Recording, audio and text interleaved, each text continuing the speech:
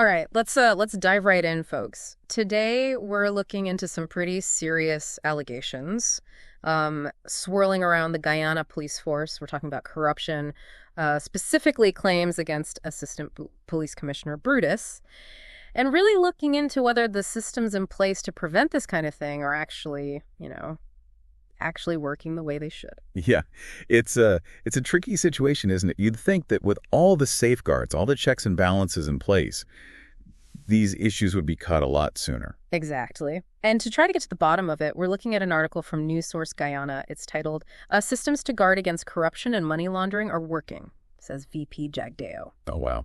It's a strong statement. Pretty bold statement, right? Especially with all these allegations flying around. Definitely bold. Yeah. So what's Jagdeo basing his confidence on? Well, he actually points to this very case. Assistant Commissioner Brutus as proof that the system is working. He's basically saying that because of Guyana's anti-money laundering laws and, organizations like the Financial Intelligence Unit, the FIU, and Special Organized Crime Unit, SOCU, any suspicious accounts, like those linked to Brutus, get flagged immediately. Okay, so think of the FIU like financial detectives. They receive these reports from banks about any transactions that look unusual. It could be way more money than usual or something that just doesn't seem to add up. They investigate, and if they find something really off, they hand it over to SOCU for further action. Gotcha. So Jagdeo is really emphasizing that SOCU is totally independent, no government interference at all. They did their own investigation separate on Brutus, and then they passed the whole file onto the Director of Public Prosecutions, all designed to keep everything above board. Yeah, it's like a multi-layered safety net. You've got these external bodies like SOCU and the FIU, but then you've also got internal audits within the police force themselves. And departmental checks to catch anything suspicious. Even the Guyana Revenue Authority, the GRA, they can get involved because they can sometimes spot these sudden jumps in somebody's wealth. That might suggest corruption. Right, but here's where things get a little interesting and maybe even a little contradictory. Jagdeo brings up this example of a mechanic who repaired something like 150 police vehicles over 4 years.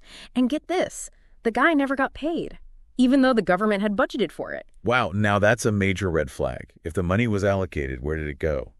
This just screams potential corruption within the police force itself, doesn't it? It really does. And if these systems are supposedly so effective, how did this go unnoticed for 4 years? Something doesn't really add up here. Yeah, that's a great point. If these safeguards are so tight, how did something like this slip through the cracks?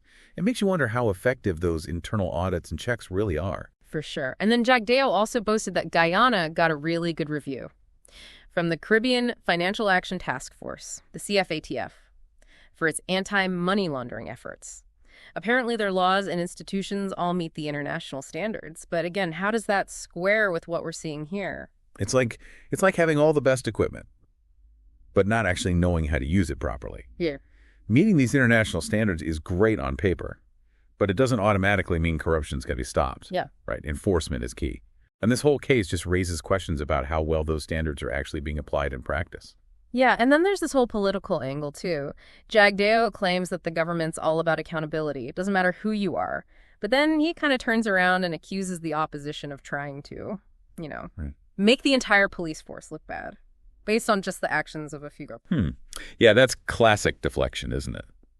Trying to shift the focus away from the issue and discredit anyone raising concerns. Feels like we're getting two very different stories here. On the one hand, we're being told everything is working as it should, but then we have these specific examples that suggest, well, maybe not. It is confusing. It's like Jagdeo is saying, okay, yeah, maybe there are a few bumps in the road, but our system catches the bad guys eventually. And he's using Brutus as proof, because the alleged corruption did come to light. But how much corruption is maybe slipping under the radar? If that mechanics issue wasn't noticed for 4 years, who knows how many other cases are out there? That is a scary thought. I mean, is catching these things eventually really good enough? Shouldn't these systems be designed to stop corruption before it even happens? Exactly. And that's what makes this so interesting for you, the listener. Is a reactive system enough? Or should we really be demanding more proactive measures? We're talking about public funds here. We're talking about the integrity of law enforcement. These are issues that directly impact people's lives. Absolutely. And that's why it's crucial for everyone to understand how these systems work. What are their strengths? What are the weaknesses? Are they really working to protect the people they're designed to protect? We can't just take anyone's word for it, not even the vice presidents. I think we've laid out the facts here. The arguments, the contradictions. Now it's up to you to decide. Are these systems really working as they should? And let's not forget, this case really highlights the importance of a free press and active citizens. If they weren't there, who would be asking these tough questions? Absolutely. A healthy democracy relies on scrutiny. It's our responsibility to stay informed, ask questions, and demand transparency from those in power. So what does this mean for you? It means you have a role to play in all of this. Don't just accept the official narrative. Dig deeper. Do your own research. Form your own conclusions. You know, this whole situation with Assistant Commissioner Brutus, it's really just a small part of a much bigger issue. The fight against corruption in Guyana. And to win that fight, we need vigilance, a commitment to transparency, and we have to hold those in power accountable, no matter their political affiliation. Couldn't have said it better myself. We've given you the information, the context, different perspectives. Now it's your turn. Connect the dots, ask those hard questions, and decide if these systems are truly working for the people of Guyana. Here's one final thought. We've talked a lot about catching corruption. But what about the root causes? What are the factors, social, economic, political, that are contributing to this problem in the first place? I think that's something worth thinking about. That's an excellent point. It's not enough to just address the symptoms. We need to understand what's causing the problem if we want to create a society that's truly just and equitable. So keep learning, keep asking those questions, and keep pushing for a better Guyana. It's interesting, Jagdeo kept talking about how great Guyana's anti-money laundering system is. Even got that approval from CFATF, that Caribbean task force we talked about. But he never really explained, what exactly did they praise? Yeah, good point. He kind of skimmed over the specifics there.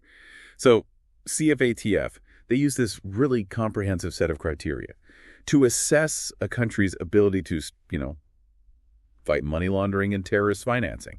They look at the legal framework, the laws in place, the resources and powers of those investigative bodies, like SOCU, and how effective those financial intelligence units are, those FIUs we talked about. So they're basically checking if a country has, lots the tools and the knowledge to actually go after dirty money. Exactly. And when they looked at Guyana, they concluded that the country had made some significant progress towards meeting those standards. They pointed to things like, setting up SOCU, strengthening the FIU, and putting those new laws and regulations into action. So it seems like on paper, everything looks pretty good. But then you have cases like that mechanic going unpaid for years. Makes you wonder if there's a disconnect between the framework and what's actually happening. Yeah, for sure. That's the big question, isn't it? Having a solid system is one thing. Making sure it's actually working the way it should, well, that's a whole other challenge. And this is where you come in, dear listener. We've taken you through Guyana's anti-corruption system, showed you how it's meant to work, pointed out some potential weaknesses. Now it's your turn to decide. Are these just isolated incidents? Or is there a bigger problem here? Are the safeguards actually strong enough?